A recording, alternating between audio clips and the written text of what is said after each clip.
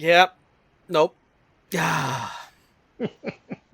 I don't know why that movie messed me up. It just did. Well, how old were you when you watched it? If it messed 6? you up, No. you're welcome. I was probably about 12 or Yeah. 13. My first rated R was like 8 or 9, and that was Speed with Keanu Reeves. Really? I didn't make you watch Deliverance? Yeah, no. Oh. Deliverance was right in that same time frame as Soylent Green. It was, Paddle faster. again, 2 movie choices. Paddle faster. I hear banjos.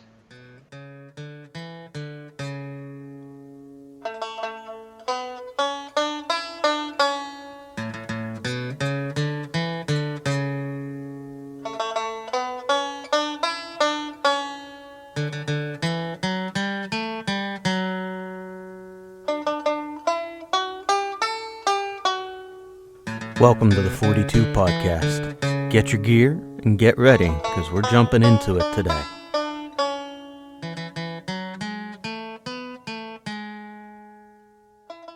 Hey, Lindsay. Good afternoon, Robert. You know, this isn't a 42 at night, and it's not a 42 in the morning. It is the afternoon. Smack dab in the middle of the afternoon. I'm at a disadvantage here because morning is my shining hour. But it's been a day. It's been a day. It's been a weekend for you. Yes, on Saturday morning our pipes burst, and so we fixed that after a few hours, and then later in the day I was doing a load of wash and our washing machine died. Yeah. So we went to get a washing machine. Yeah, it was good. And potty training is just routinely every day. It's like waiting for bombs to drop or something. Like you don't really know when it's going to happen or where you're going to find them, but it's getting better. But yesterday was a bad one. Yesterday wasn't a great day. Yeah, potty training. I don't miss that at all. At all. But yeah, no, okay. So chaos for a week for you. All right. Beautiful chaos. Well, if it's of any help, you picked the topic for this discussion, didn't you? Yes. It's one I like to think about from time to time. I obsess over every now and then I back off and come back to planet Earth. And the movie Don't Look Up kind of got me thinking, maybe we should revisit prepping a little bit, maybe. Yeah, and this is, I don't know, maybe it was one of those times when you were thinking about it, but when you and I first started talking, it was like the second question you asked me. You were like, "Are you a prepper?" Yeah, because you seem preppery. I'm not a prepper in the sense of, that guy with a year's worth of food in his basement and contingency upon contingency. But I have end of the world plans. But let me rephrase that. I don't call it end of the world plans. I call it shit hits the fan. But my father has a much more poetic way of saying that. When the fecal matter encounters the aerodynamic oscillating device. That's awesome. That sounds like something Colby would say. Yeah, now for everyone listening, this is my father. I forgot to ask you at the beginning of this. I call you Dad, but what do you want to be introduced as? Ebenezer Scrooge, Grumpy, Humbug, Bob. Any of those will do. You are it. You guys talked about morning versus evening. You're right in the middle of my nap time. This retirement gig is great. Yeah? Yeah, you retired and now you're on a podcast, so, going up in the world? I wouldn't look at it that way. Maybe the other direction. Oh, wow. So you have, in theory, more time to do what you want to do? Yeah, take naps. Really? What? Do you have any hobbies? Or something? I have a lot of hobbies. Um, I like to collect antiques, coins, do work around the house, work on the cars, Cool. take care Cool. take care of grandkids, spend time with them. Yeah. Good. In entire fairness, Lindsay, when you texted me about pipes bursting and we were trying to figure out what we would be talking about this week, he and I were out doing research. Yes. Yeah. Yeah, that was intriguing. Are you not going to share? I've got no issue with it. We were at a gun show. So how is that? So researching to buy, you mean? Or researching, are you guys writing a script? Looking at what was available in the antique market. Oh. Cool. Gun shows are always, I get a kick out of them because they're really unique. There are pieces of history, but there's also, there's that prepping mindset that's there for some guys. There's you got guys who are doing whole builds of AR-15s and what those look like, and this is my end of the world gun, and it's a unique and interesting crowd, and it's always fascinating. Yes, yes, it is.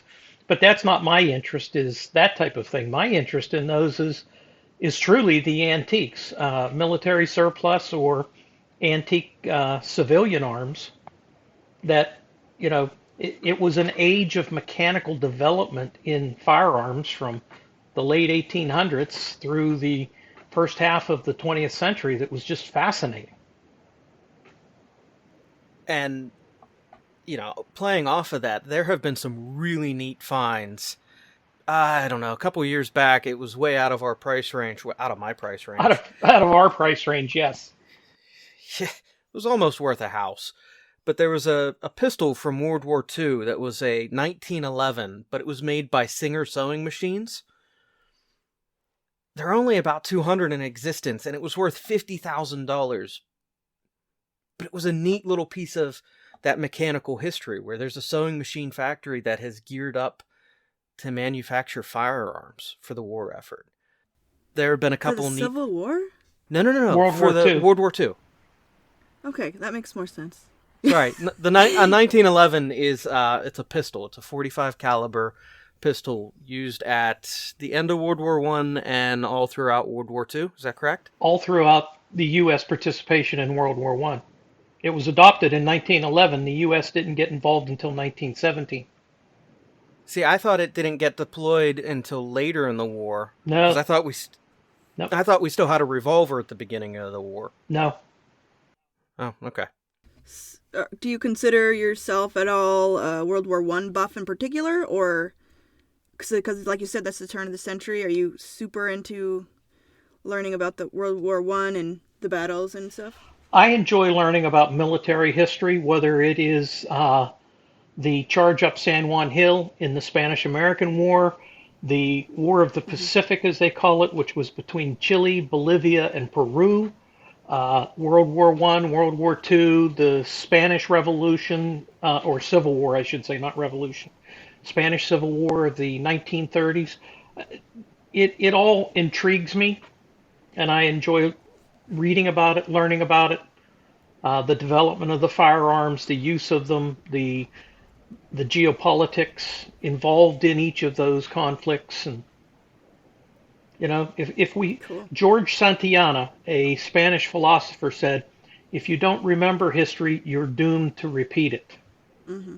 And he wrote that back in 1905, I believe it was. Mm-hmm. Growing up, that's something that has rubbed off. I'm not as good with dates and the accuracy as he is, or even the time frames. But that's one of the backgrounds that has always been there for me and kind of rubbed off badly. But By the way, there's a really good podcast by Dan Carlin called Hardcore History, and he has like a 5-episode series, and each episode's like 3 hours long. It's like taking a class. And I listened to that and I loved it. I learned a lot from it. You could probably listen to it 6 times and still get stuff out of it because he just talks fairly quickly, and it's 3 hours long. I think the longest one is 5 hours. It's called Blueprint to Armageddon. It's really good. wow. I recommend it. Interesting. I've been watching some short YouTube videos here and there, things such as I'm drawing a blank on it now. It's right now they're going through the history of the Franco-Prussian War in 1870-71, and they're doing it week by week as the war progressed.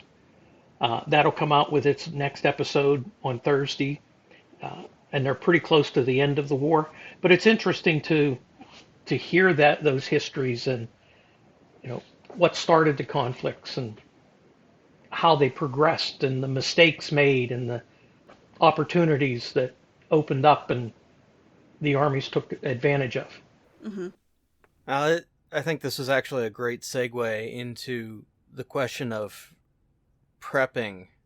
What is it to prep for the instead of being vulgar, I'll call it the shorthand shifty moments, and shifty being the shit hits the fan. But what is it to prep for those shifty moments? And Lindsay, you said you've put a lot of thought and energy into this at differing points. So Yeah. actually, let me rewind and just give a little disclaimer.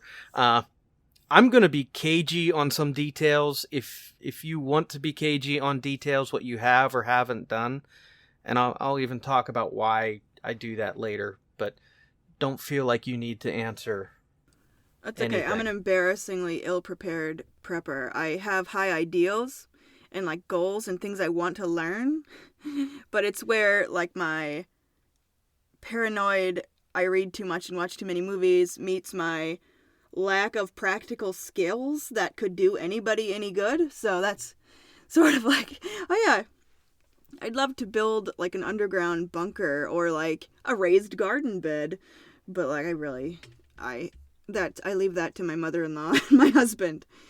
So I'd be dead. Yeah, I was going to say, can I fight you on that one a bit? Because you're living like a semi-frontier lifestyle.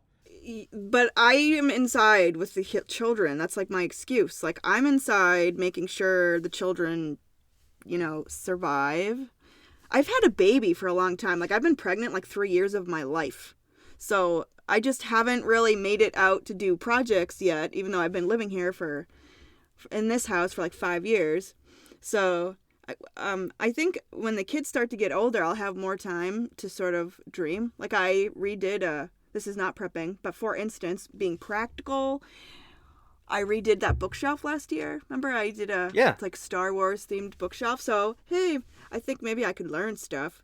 But as of right now, I have very little practical skills. Like I go and get the chicken eggs when my kids are not available to get them. Like if there are no eggs in the fridge and I have to go get them, I will. But they scare me because they stare at me when I go in there. So I go in there last resort. But so it's not really frontiersy, but sort of. I forgot you have chickens. I need to send you chicken arms. Yeah.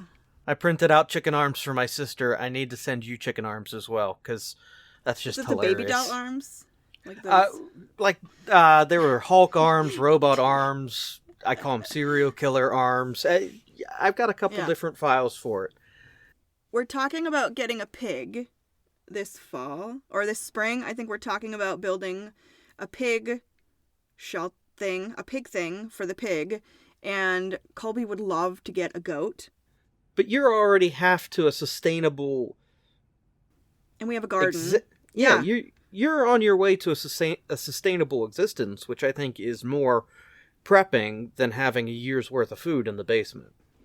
Yeah, because we could be if we got a goat or two, we could, in theory, also have milk and cheese a couple times a year and stuff like that. So, and really, like with COVID and things that have happened, and then watching horror movies, like zombie films and things, makes me really, really happy not to be in a city, to be so far away. Like my kids' experience of COVID has been nil. Like we had to wear masks for a while, but now like they don't have to worry about a thing going outside in the yard and playing, and we don't have to worry about creepers on the street, and we live in a really ideal place for trying to think, okay, well, maybe we should have a place that other people can come to, like our family. Which, can we just come back around to Stephen King at some point to talk about The Stand? Because I want to talk to you about my fantasy, my The Stand fantasy. I'll write that down. Okay, yeah. That's the one you made me read right at the... Right at the beginning of COVID, yes. It wasn't in the beginning, it was the middle. But yeah. Was it? Yeah. Yeah, because we... Yeah. Yeah, alright. But so you're almost to sustainability, which again is going to be better than... Well, better than that year's supply. Yeah, right. Self-reliance as opposed to a stockpile. Yeah. We can keep it going. We can save seeds from this year to next year and stuff. Yeah, I agree. I'm all set. So if you guys want to come up, follow, come up and... Be careful with that invitation. Every other year he seems to go north. Yeah, you mentioned your distance from a certain town in New Hampshire, and that puts you right in the middle of that lake region, and that's beautiful. That's gorgeous countryside. We like the White Mountains. It is. People come here to vacation all the time, yeah. Yep. And the difference, like, we have, in the summertime, we are flooded with tourists from all over, from down south and from Quebec, too. We get tons of people from up north. So it's really interesting, and then it quiets down, and so we're like, oh, finally, the tourists are gone. Yeah. Yep.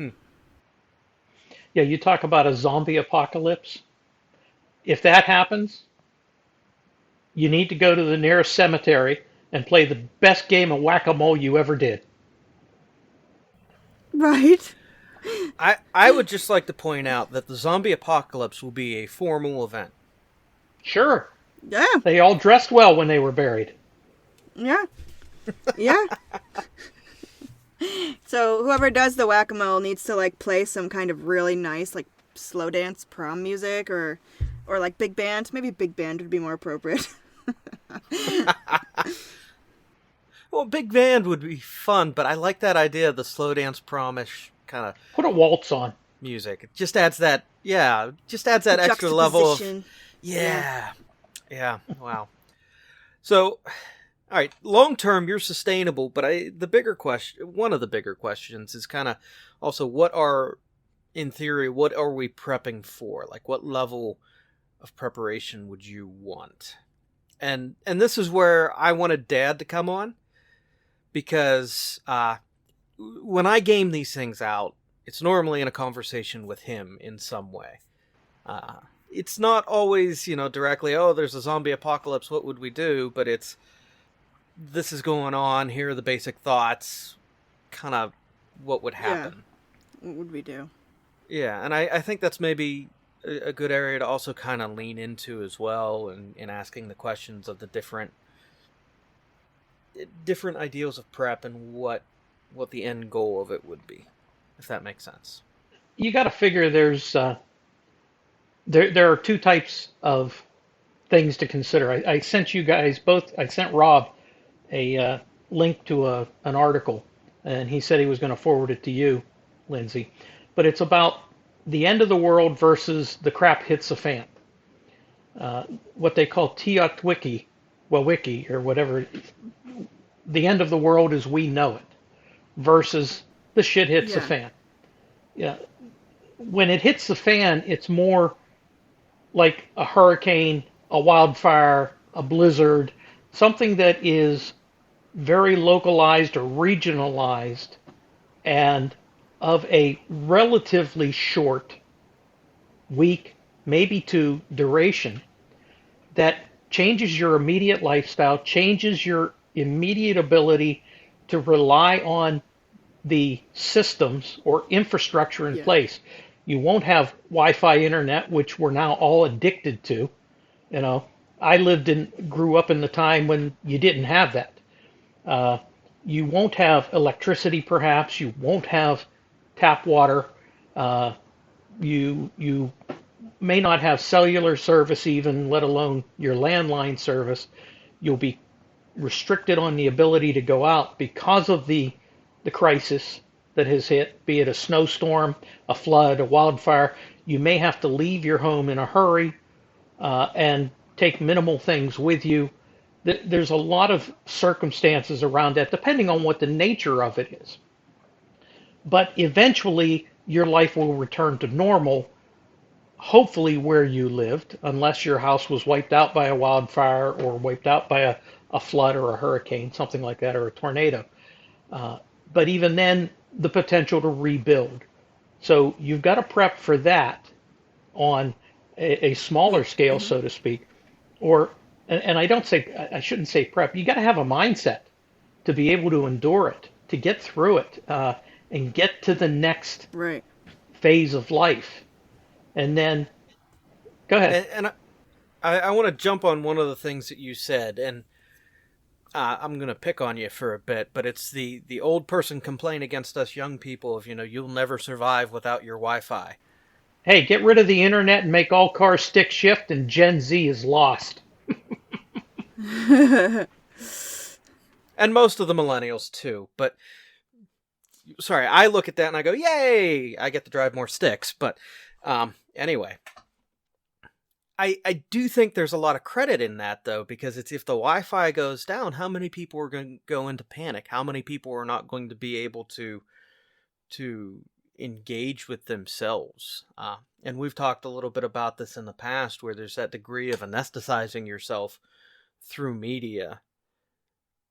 And I think with that and I can't say it, but with that gone, people would panic. That would be a greater aspect of an overthrow, riotous moment. There's people who can't survive if they can't get their favorite playlist or a radio station or whatever, and they don't know how to handle not having that background noise, that background music, or I don't know if it's why Rob's smirking and laughing now, but there was a time when I was job changing, and for 5 months I drove every weekend from one side of the state to the other on the weekend, because I was commuting back to where the family was versus where the new job was before they all moved. And that was about a 5.5 to 6 hour drive without a radio. Not that I didn't have one. I left it off. I lived with my thoughts. I thought through things, puzzled over things. And when I got bored, I did math problems in my head about time and distance. And I'm at this mile marker going this fast. And if I stay at this speed, I'll get to that exit at this time. I know it's weird, but there are people that can't live with themselves in a car if they don't have that radio on. I was laughing because I was thinking of your vinyl collection and the Victrola. Yeah, those aren't vinyl. They're harder than vinyl. We have a Victrola. We have a treadle sewing machine. And they're all operable. We don't use them all the time.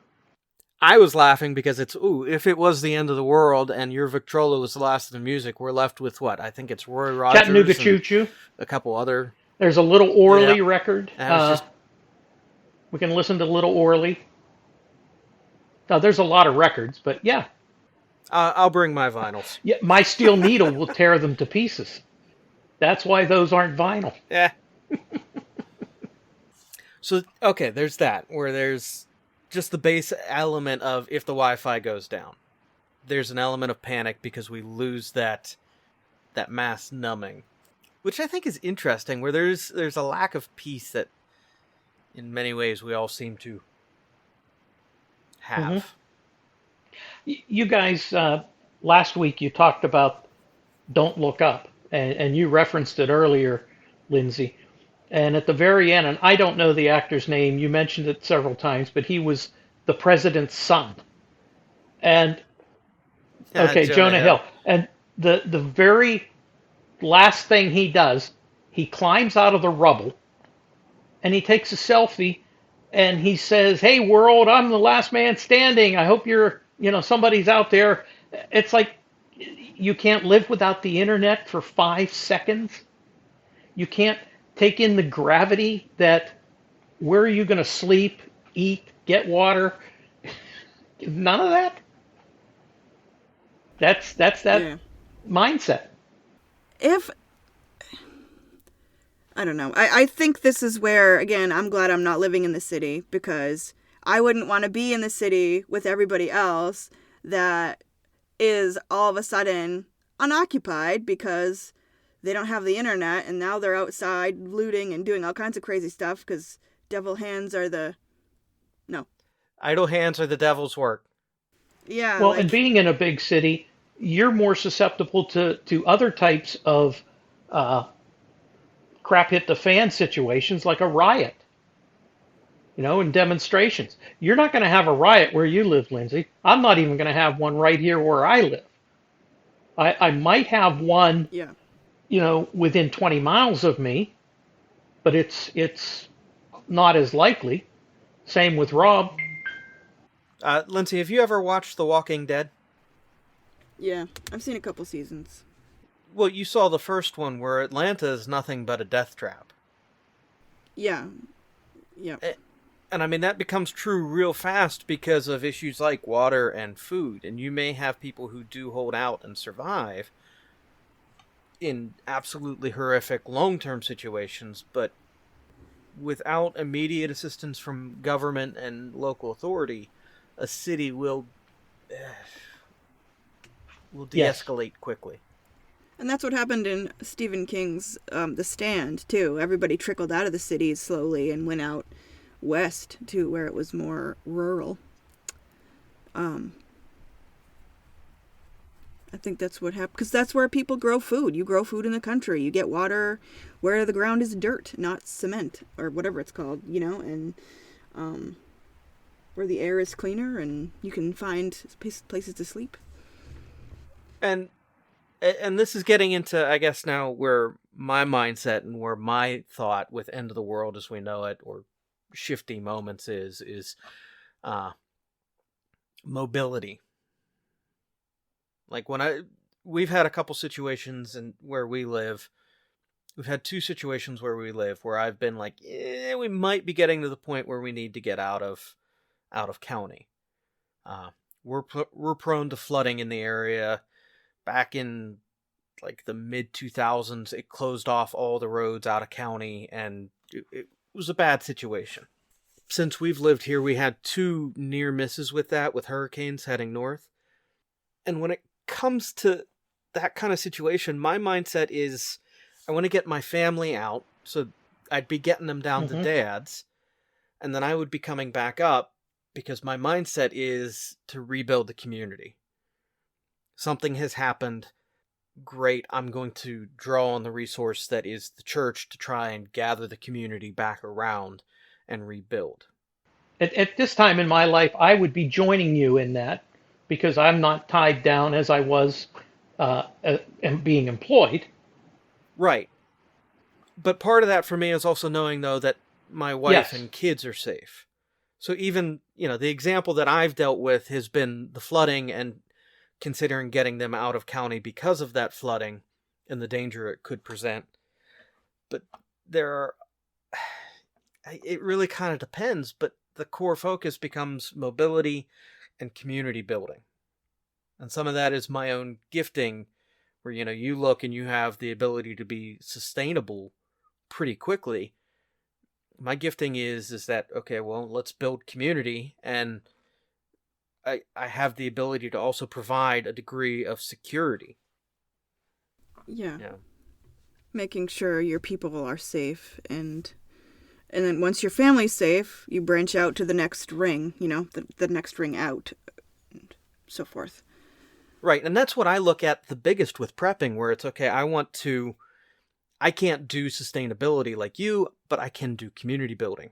Where I live, there are plenty of farms around here, so if I build community with some of the farmers, and we're all building and working together, we can build the food security. If we're working together, we can rebuild infrastructure.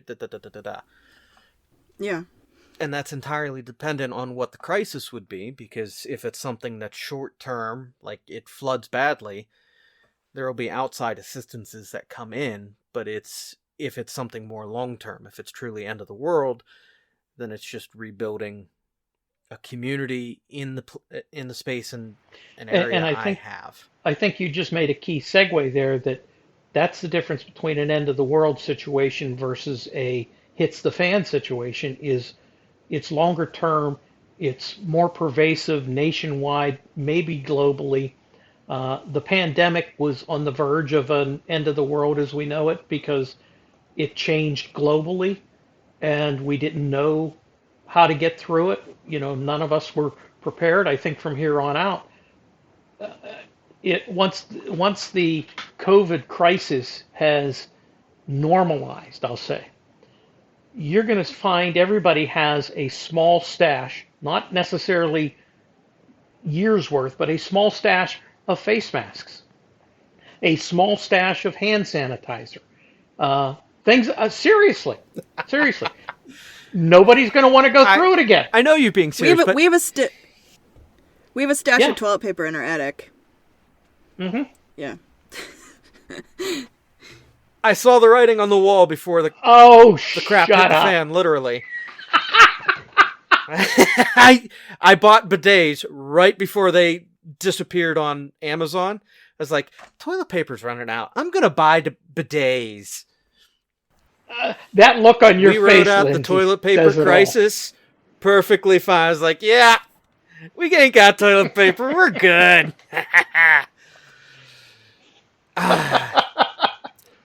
Melinda said the same thing, and then she started using the bidet and went, yeah, we have to have one forever. So, bidets.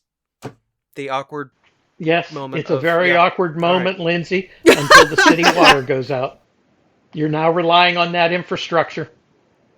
We have a well, though. Well, you're relying on electricity. You got to have a generator. Okay. Well, We have a generator. We just need a way to create our own gasoline.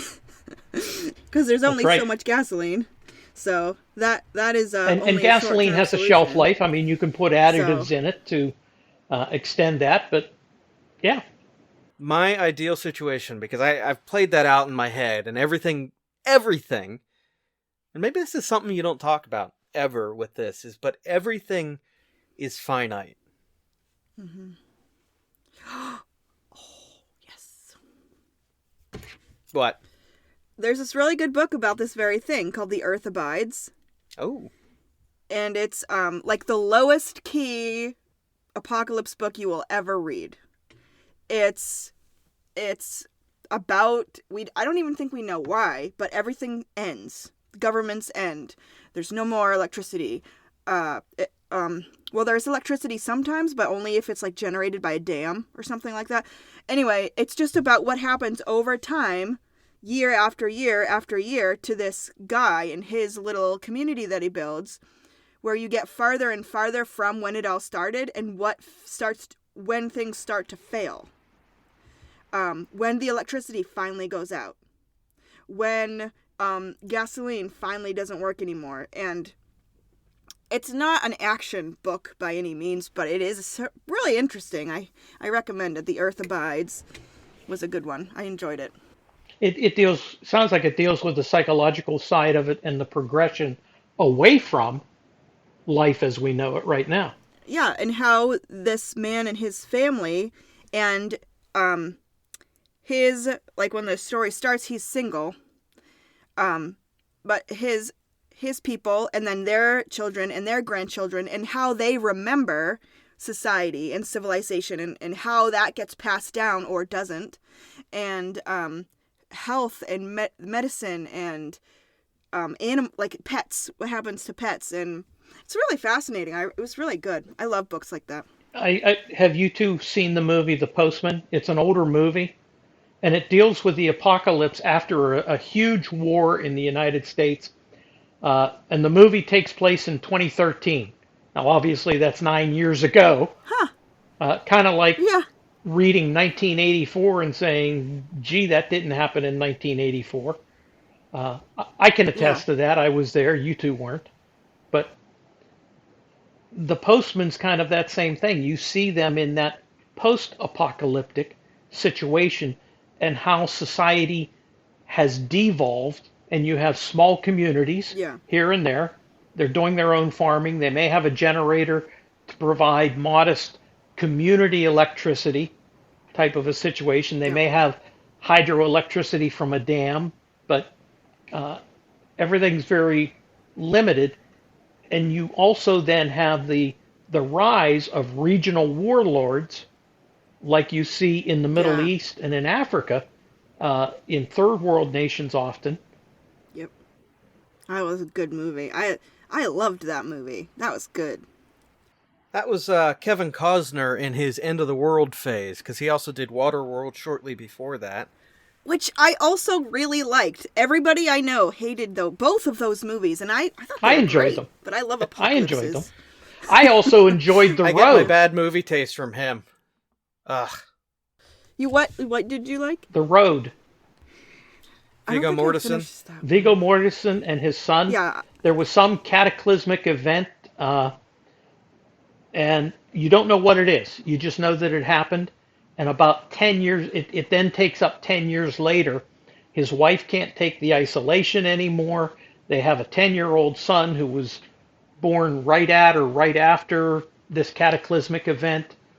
Mortensen knows he's dying, so he tries to get his son to the coast where he believes there will be hope. And they get there via following the road, hence the name. And the landscape's covered with ash. There are cannibal gangs out, scouring for others to capture and turn into their cattle, basically. It is a mind-bending movie, but it prompts thought. I think I watched the whole thing. We've talked about it, actually. Yeah, I read the We book. did. The book Yeah. was good. My struggle with it is there's no hope in Viggo. Everything is just a progressive slide down. And you and I, Dad, have talked about this as well, where he has no hope.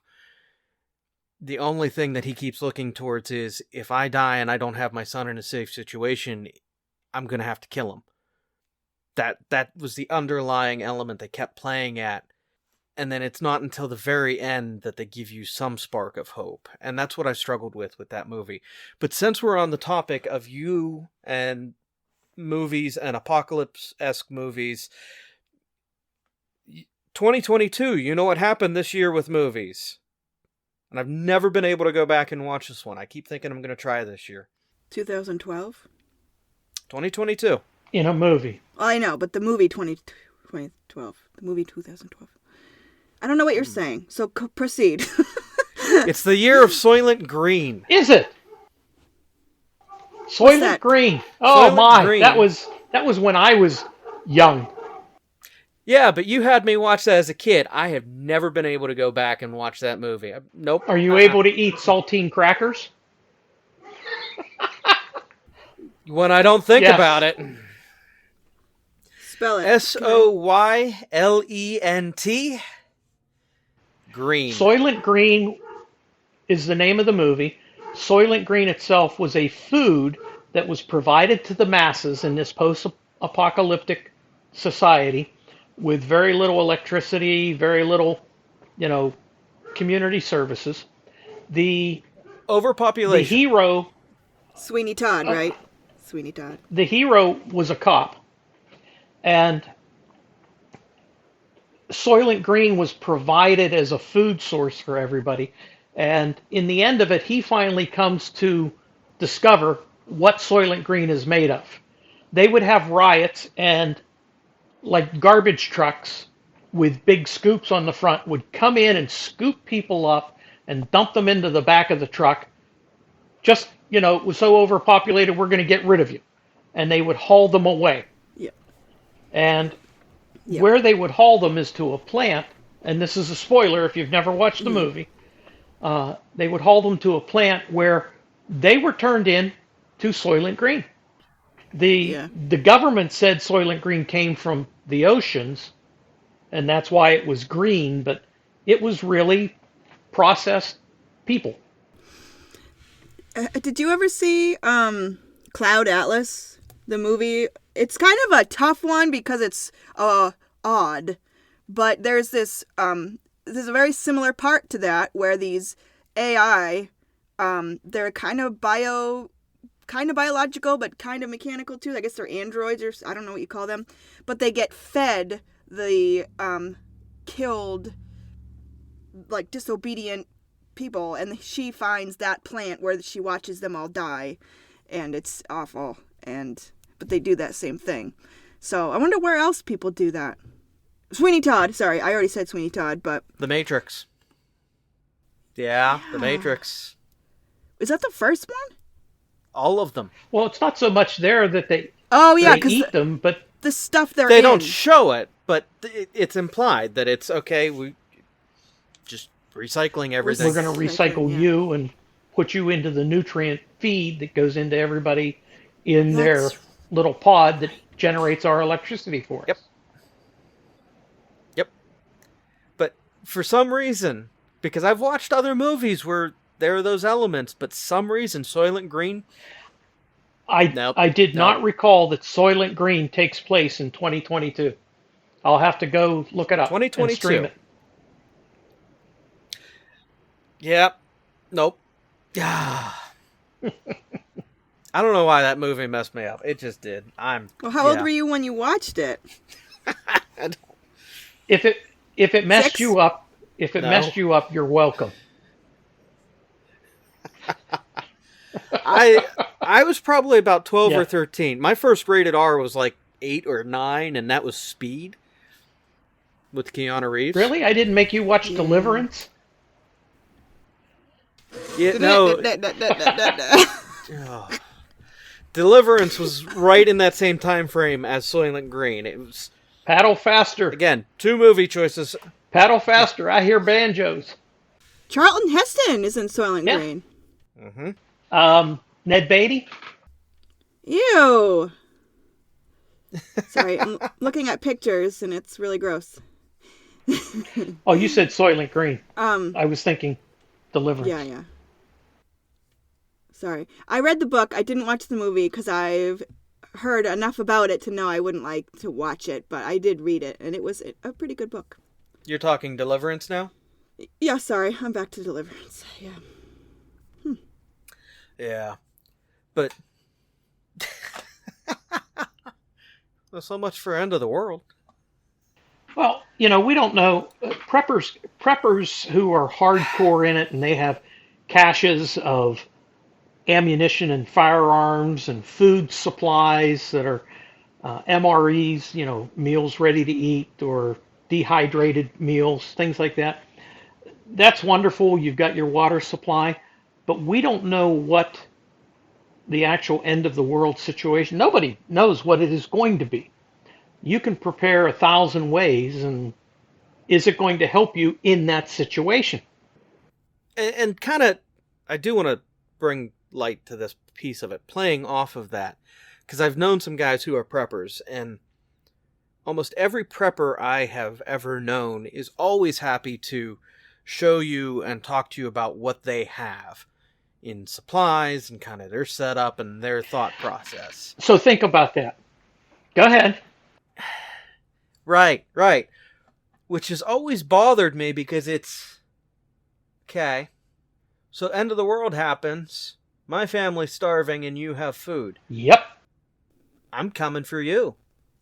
Yeah. And that's always been something, and this is why I said at the beginning of I may be cagey about details, because it's, in my mind, no one needs to know if I have 2 days or 10 years of food in my house. No one needs to know what kind of firearms I may or may not have, whether I'm coming at you with my .22 hunting rifle or a rifle made in 1895. And that's where it's not something that I think gets talked about or considered with prepping, is kind of that element of security. Well, a lot of them, they like to brag. And if you think about it, Lindsay, you're going to learn something here real quick. When I quote scripture, I may not be giving you chapter and verse. Somewhere in the Old Testament, that's how I quote scripture. It's somewhere in the Old Testament, in the Kings or the Chronicles or the Samuels.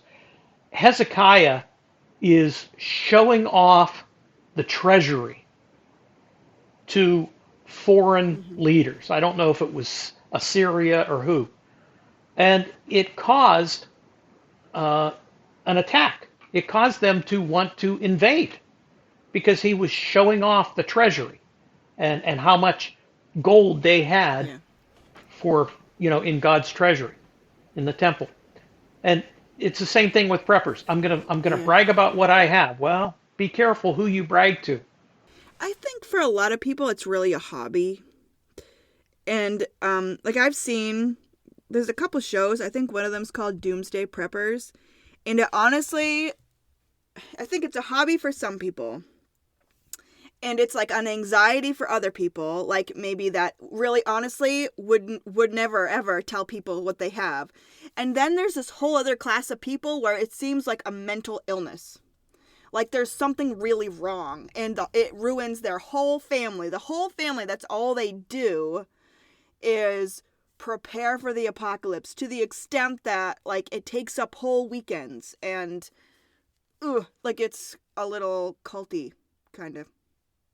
So, all right, I got to jump in. So first, Dad, what you were saying with Hezekiah, that comes from 2 Kings chapter 20, verses I told you it was 12 in to the Old 19. Testament. Saying Hezekiah, you got... I know. Oh, I never know. mind. But, yes. And, Lindsay, with what you were saying, have you seen the movie Fantastic Beasts and Where to Find Them? Mm-mm. Okay. You like Harry Potter, right? Yeah. Yeah, it's a Harry Potter extension. In, I think it's the first movie, Mm-hmm. there's a scene where Newt is talking to the one Muggle character and hands him like a turtle shell helmet and a vest of some kind, and they're going into this kind of dangerous situation. And I don't remember exactly what Newt says, but the concept has always stuck with me, where it's the Muggle is stressed and worried, and Newt says, "Why stress? You'll only suffer twice if you do that." That's a good point. I like that. That's brilliant. And Mm-hmm. there's an element of that it's, and I say this because there have been two different mindsets I've had with the idea of prepping, and there's Mm-hmm. one that was early in my kid's life, when my kids were babies, and how do you survive with two small children if anything happens, and the stress and anxiety nearly broke me. Mm-hmm. Maybe we'll have to have a conversation about that some point down the road. But the second time is where, the kids are older, I'm older, and I've kind of come to this point where it's okay, life is finite, everything is finite, we all die, and I can kind of walk into things with a little more grace than stress. See, and then when you get to my point, your mindset goes to, I have children who have small children. If something happens, how can I assist them and relieve them in their stress? I think what you just said is important is I think it is important to, at the very least, think about what would we do if. And just like, to me, I'm a writer, I like to write, I would just write it all down and kind of go through and see, okay, well, first I'm going to make sure my parents are okay or whatever, I think it's good to have a plan, like, and I do this like in stores or I'll do this, like driving behind a tanker, like a fuel truck or something. I'm like, if that truck suddenly goes off the road because of the ice, this is what I'm going to do. I don't know if everybody does that, but I think about stuff like that all the time. Like, if somebody pulls out a gun at such and such a place, I'm going to do this first. And it makes me feel less helpless. And Situational awareness is probably the best defensive tool you can have in any situation. Just being cognizant of your situation, but also thinking through, like you said, the what ifs potentially. Not perseverating on them, not obsessing with them, but just, okay, you're driving down the highway. If I'm on a highway that has 3 lanes going in my direction and I have a semi truck on either side and one in front of me, I'm not in a good situation because I'm looking at that and I know I don't have an escape route. I can't get out of this situation if something bad happens. And it's the same with all of life, whether you're following the tanker down the road or what would I do to help my kids out, my parents out, etc. You need to have that situational awareness and a little bit of thought in it before you're put on the spot to think about it. Yeah. But I think there's also a good underlying element, and one of the ladies in your office had this as a cartoon up on the file cabinet all the way back out in Pittsburgh, and I don't remember what it exactly was, but it was something like the CDC announces that they have discovered that living will Yeah, kill you. actually, I think I put that on the bulletin board when I found it, and this was back in the 1990s. Okay. And it was a one-frame comic with a spokesperson, actually kind of looked like Jen Psaki, but saying the CDC has determined that that life is the cause of death. Yeah. Once you come to grips with that, Yeah. okay. And it's not a bad thing to look, and, like you were saying, okay, you do kind of want to have escape routes. You do want to have directions and things, but if you're sitting there and you have so many things that you could do, I'm not sure that's going to be good either. I mean, Yes. there's balance. I think it's important to have I don't know, I guess if you're sitting at a baseball game. So priorities, what would you be able to do? Not much. But maybe not go where everybody else is rushing to, so nobody gets crushed.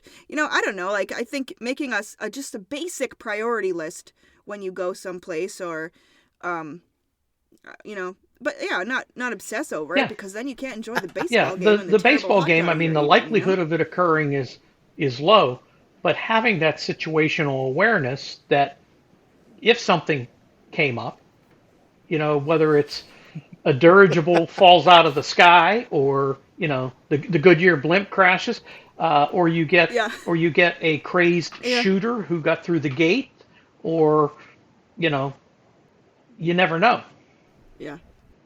Likelihood very low, but situational awareness, being cognizant of your surroundings. Mom, I love you. I'm sorry.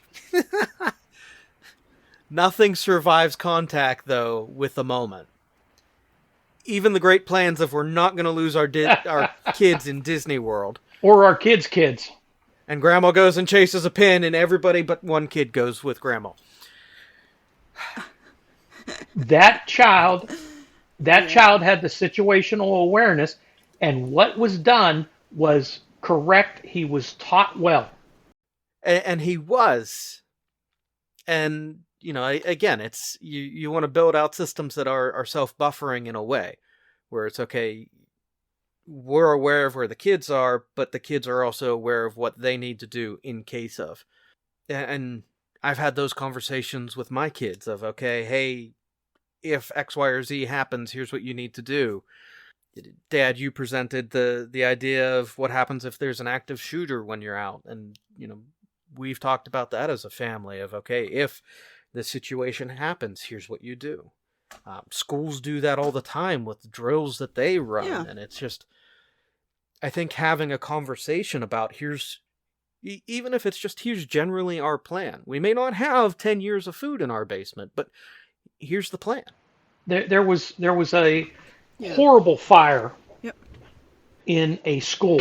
I think it was actually arson by a school board member. This was back in the 1950s, early 50s maybe. I don't have the details of it committed to memory. But as a result of this tragedy, schools were then required to hold monthly fire drills. You remember those as a kid. They pulled the alarm and you went outside to the designated area and you waited there until it was clear to come in. There has not been a fatal fire since because of those drills, because schools are required to prepare for it. There now are weather drills, active shooter drills, all kind of drills, lockdown drills, evacuation drills, the whole works, the whole 9 yards.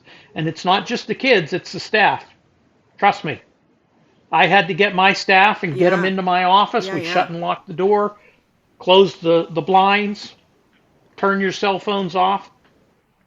Yeah, so actually, for clarity, you did mention you're retired, but I you worked in did a work school in a system. school system. And I was picking on you this weekend because you retired as a lunch lady. Got to do what you got to do to get it done. Whatever it takes. But yeah, I mean, Melinda is technically in the school system. She's interning right now, and Mhm. Ray and Addie are in public schools, and it feels like every week, but there's always a drill. There's always something that the school is trying to prepare for as best as they can with actual and perceived emergencies that they may encounter as they're, how Quite do you deal honestly, with I'm this not with worried about a kids? fire in a school because they know how to deal with it. But can you imagine, Rob, on a Sunday morning you had a fire in your church? They don't know how to evacuate in a moment's notice like they do in a school because you don't practice it. And you're only in there once a week with a large crowd. No, I mean, in theory, we do have, we have plans, we have things that we've figured out as staff. But that's yeah, as staff. That's one of those. Yeah.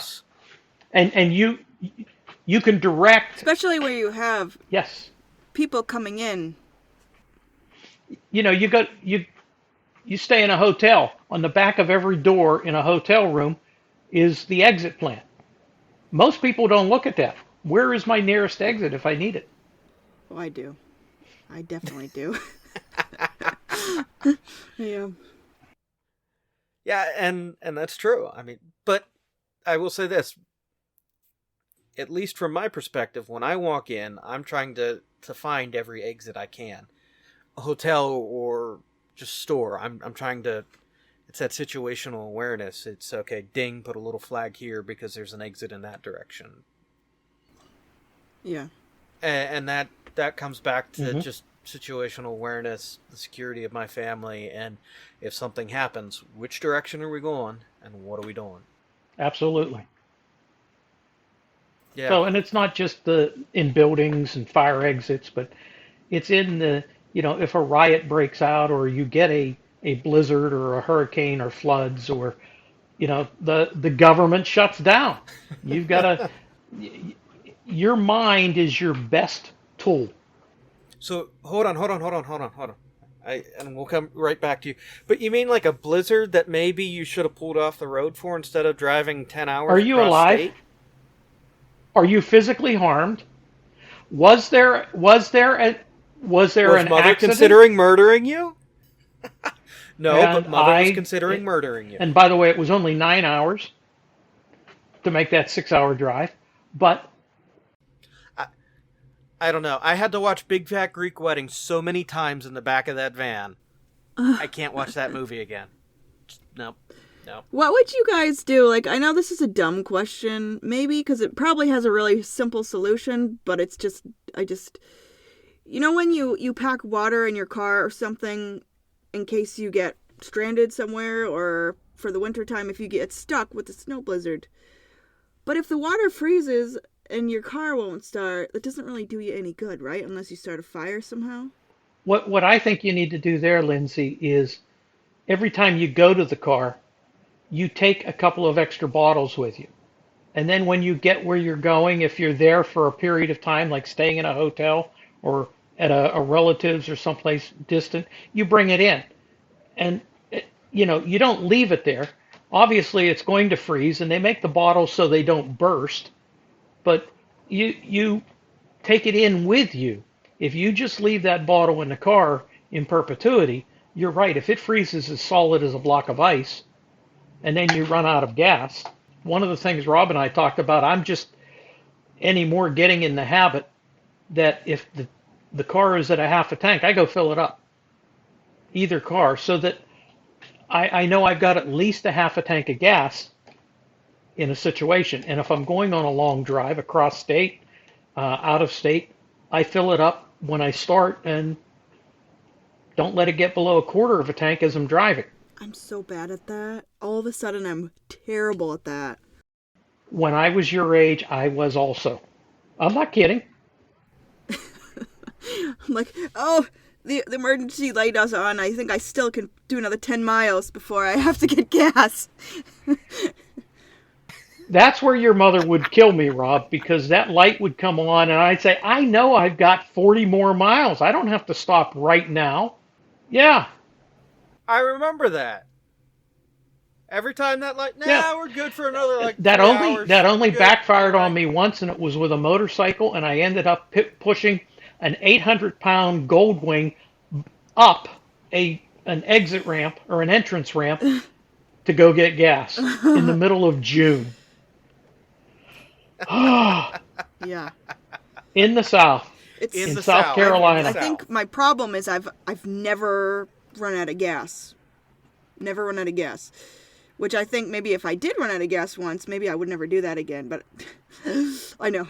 It's terrible. That was my one running out of gas. Yeah. When you have to walk to a station, you not doing that again. Yeah. There is no one quick answer to, and correct me if you think I'm wrong on this, but I don't think there's any one quick answer to the idea of prepping. I think you're right. And Lindsay, I think your comment earlier that for some people it's a hobby, and for others it's an obsession. If it's a hobby, have fun, enjoy it. That's great. Think about who you're bragging to, about what you have and where you have it, and how much you have. You know, as Rob said, being a little cagey on what he has. Yeah, likewise. Yeah. I collect antiques. That's enough. That's enough of a statement. And but do I have supplies in that regard? Yes, I have. Not an overabundance, but nor am I down to Yeah. my last magazine. Yep. And everybody lives different places where you have, like, we lose electricity like 4 or 5 times a winter. And in the summer too, really, because just where we live, there's so many trees that if anybody's going to lose electricity, it's us. So you can be sure that in case we can't get to the store or in case the power goes out, we have enough food that doesn't have to be cooked. We can, like brown bread in the can, like we have tons of that, and French press and whatever. Like, I think it's important to just be aware of where you're living and have, if we can't leave for 3 days, this is how we live. This is how we flush the toilet. Like, if you lose power, you can't flush the toilet. So having a supply of water to flush the toilet.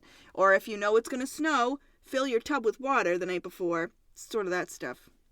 Yeah. But also considering, where are those closest resources?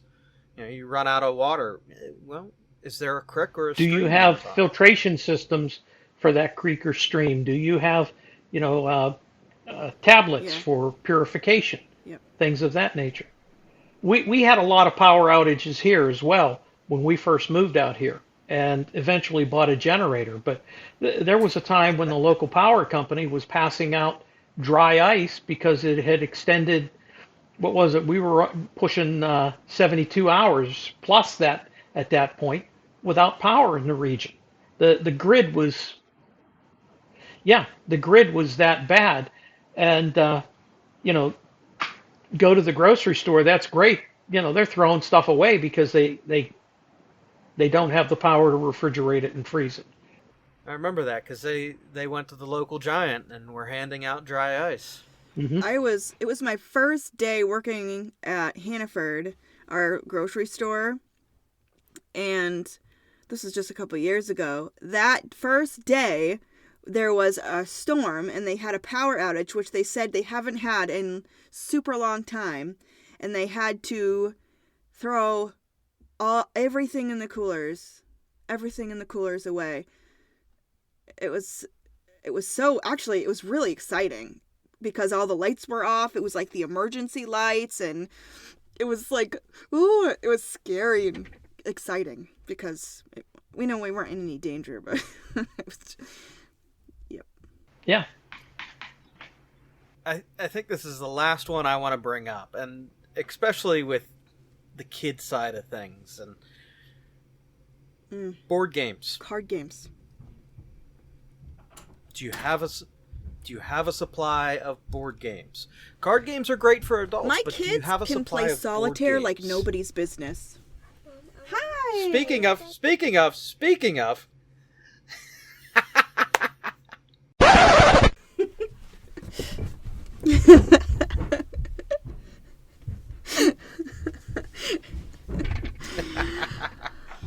I don't have as full What of I'm beer. turning into. You've got like a Theoden I'm working thing on the going on. grays. And my wife does not like it to get very long or very, very broad across the face. Neither does mine, but this is the one thing I did stop. Yeah, my listening husband on. won't listen to me about his beard either. But I like it. I do like it. I just Oh, miss it's his majestic. jaw. I like his jaw. Okay, So board games. Sorry. Right, kids. Yeah.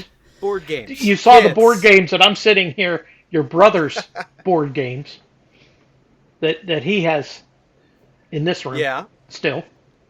And I, down here in the studio, I've got chess, but everything else is upstairs. Melinda, I'm always buying her board games for Christmas or birthday. So, I mean, we've got board games that we do when the power's out. Let me rephrase that.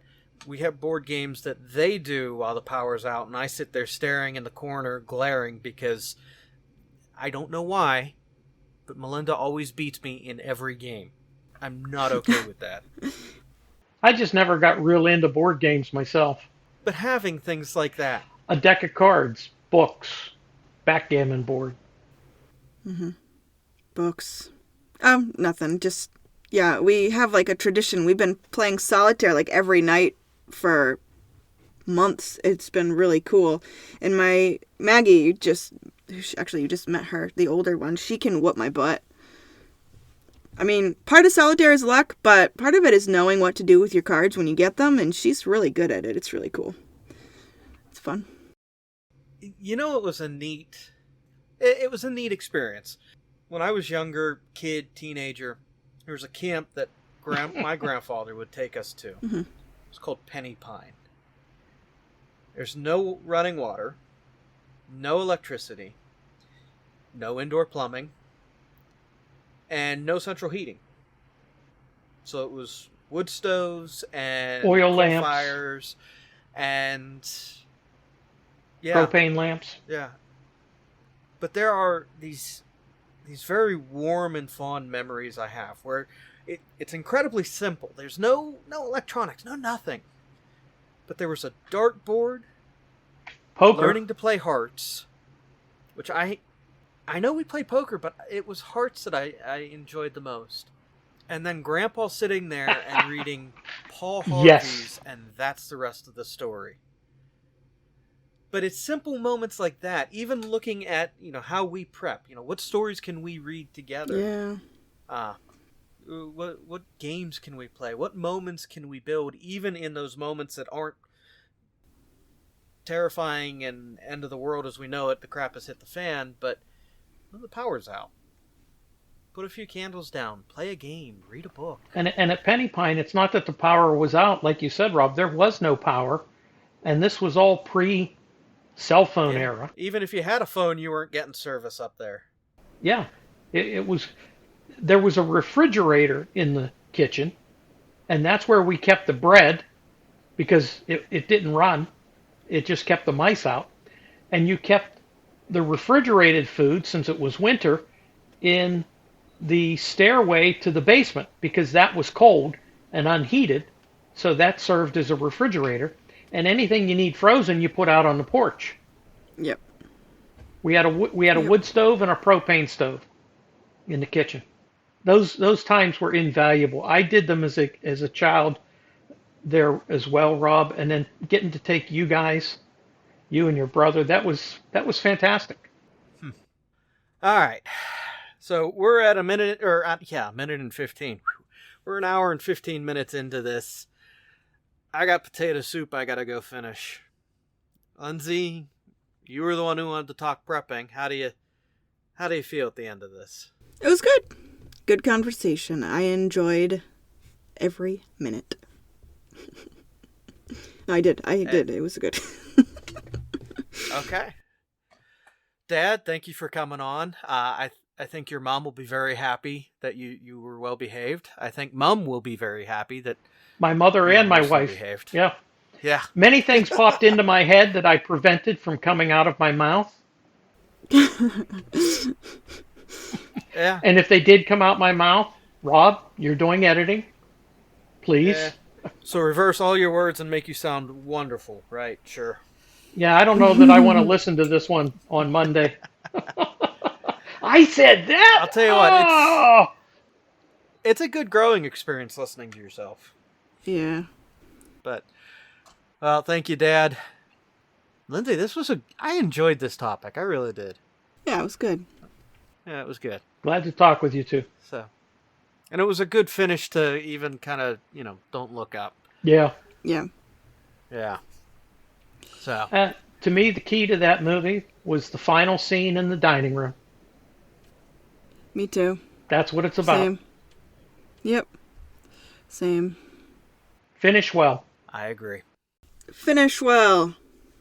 I wish we could cheer or toast or something. That's like a good toast thing. I'm out of coffee. Finish well. All right. It was All right. lovely. I'll see you guys later. All right. Yep. Or I'll see you So, later. All right. Thank you. Talk to you later. Bye. Thank you for listening to the 42 podcast. If you've enjoyed this episode, please consider leaving a like and a review. And if you would like to join us in continued conversation, follow us on social media. Links can be found below. Thank you.